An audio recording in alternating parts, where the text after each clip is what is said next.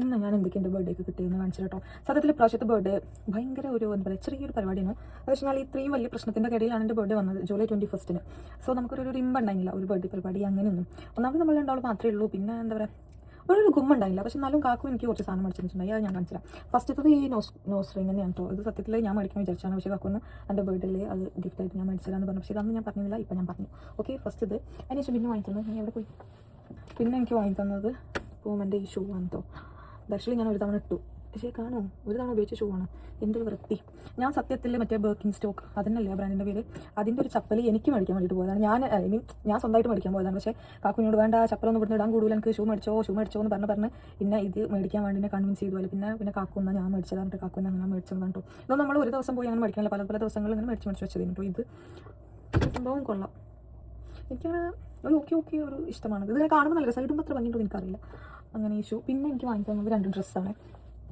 Dress comedy XXL സൈസൊന്നും ഇപ്പോൾ നോക്കിയില്ല. രണ്ടും ഇഷ്ടപ്പെട്ട് വാങ്ങിയ വളരെ നോർമൽ 2 ടോപ്പ് ഇതേപോലത്തെ. ഇത് നോക്ക്, ഇന്നപ്പോലത്തെ ഒരാളും കൂടി കേട്ടതിൽ വാവും. പക്ഷേ നമ്മളത് എങ്ങനെയെങ്കിലും അഡ്ജസ്റ്റ് ചെയ്തിടും, നമ്മളത് സ്റ്റൈൽ ചെയ്തെടുക്കും. അതാണ് നമ്മുടെ കൈ. ഇതേ സൈസിലുള്ള വേറൊന്നും അതിട്ടിട്ടുള്ള വീഡിയോ ഞാൻ ഓൾറെഡി എൻ്റെ ബർത്ത്ഡേ വ്ലോഗിലുള്ള വീഡിയോയിലുള്ള ഡ്രസ്സാണിത്. പിന്നെന്തേനു പിന്നെ എന്നെ സഫോറിക്ക് കൊണ്ടുപോകുന്ന പറഞ്ഞിട്ടുണ്ട്. പക്ഷേ നമുക്ക് പോകാൻ സമയം കിട്ടില്ല. ആകെയുള്ള ഈ 7 ദിവസത്തിൽ ഒരു ദിവസം ഞങ്ങൾ രണ്ടാൾ ഒരുമിച്ചുണ്ടാവും. അപ്പോൾ ആ ഒരു ദിവസമാണ് നമുക്ക് എല്ലാ പരിപാടിയും ചെയ്യാൻ. അപ്പോൾ അതിന് ഇപ്പോൾ നാളെ ഒക്കെ അല്ലെങ്കിൽ അടുത്ത വീക്കിലൊക്കെ നമ്മൾ സഫോറി പോയി എന്തെങ്കിലുമൊക്കെ മേടിക്കും. ഞാൻ അങ്ങനെ മേടിച്ചിട്ടുണ്ടെങ്കിൽ അതിൻ്റെ വീഡിയോ ഞാൻ സെപ്പറേറ്റ് ചെയ്യാൻ കേട്ടോ. പക്ഷെ എന്തത് ഇവിടെ എൻ്റെ ലേറ്റ് ഇതാ ക്യാമറ മേലെ. അപ്പോൾ അത്രയ്ക്കാണ് എൻ്റെ ചെറിയ ബർത്ത്ഡേ. ഈ പ്രാവശ്യത്തെ ബർത്ത്ഡേ എല്ലാ പ്രാവശ്യത്തിനെക്കാട്ടിലും വളരെ കാം ക്വയറ്റ് പീസ്ഫുൾ ആയിരുന്നു കേട്ടോ. പക്ഷേ I M so happy, I M grateful. എനിക്കങ്ങനെ എന്താ പറയുക, നമ്മൾ കോളേജിലൊക്കെ പഠിക്കുമ്പോഴേ നമുക്ക് എന്തോരം വിഷയമാണ് കിട്ടുക.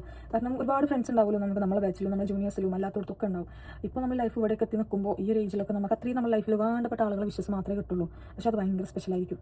അങ്ങനെ പിന്നെ അനിയത്തിൻ്റെ വിഷയം, ഫസീലാൻ്റെ വിഷയം, സിനുവിൻ്റെ വിഷയം, അങ്ങനത്തെ കുറച്ച് ആളുകൾ ഉണ്ടാവുമല്ലോ. പെർട്ടിക്കുലറായിട്ട് പിക്ക് ചെയ്ത് എനിക്ക് വേണ്ടി സമയമൊക്കെ കണ്ടെത്തി കുത്തിരുന്ന ഫോട്ടോസൊക്കെ എഡിറ്റ് ചെയ്ത് വലിയ എസ്റ്റൊക്കെ എഴുതുണ്ടാക്കി അങ്ങനത്തെ കുറേ വിഷസ്.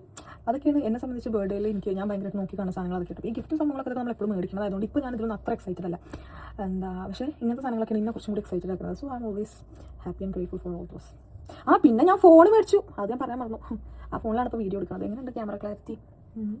വെച്ചല്ല. അപ്പോൾ അത്രയുള്ളൂ ഗൈസ്. അപ്പോൾ അത്രയുള്ളൂ. അടുത്ത ബർത്ത്ഡേ ഒക്കെ ഇനി ഒരു 2-3 കൊല്ലം കഴിഞ്ഞിട്ടുള്ള എൻ്റെ ബർത്ത്ഡേ ഉണ്ടാവുക. എല്ലാവരും മരിച്ചു കൊള്ളുന്നു. കൊല്ലം ബർത്ത്ഡേ ആഘോഷിക്കുന്ന പരിപാടി കൊല്ലത്തോടെ ഞാൻ നിർത്തി. ശരി, ബൈ.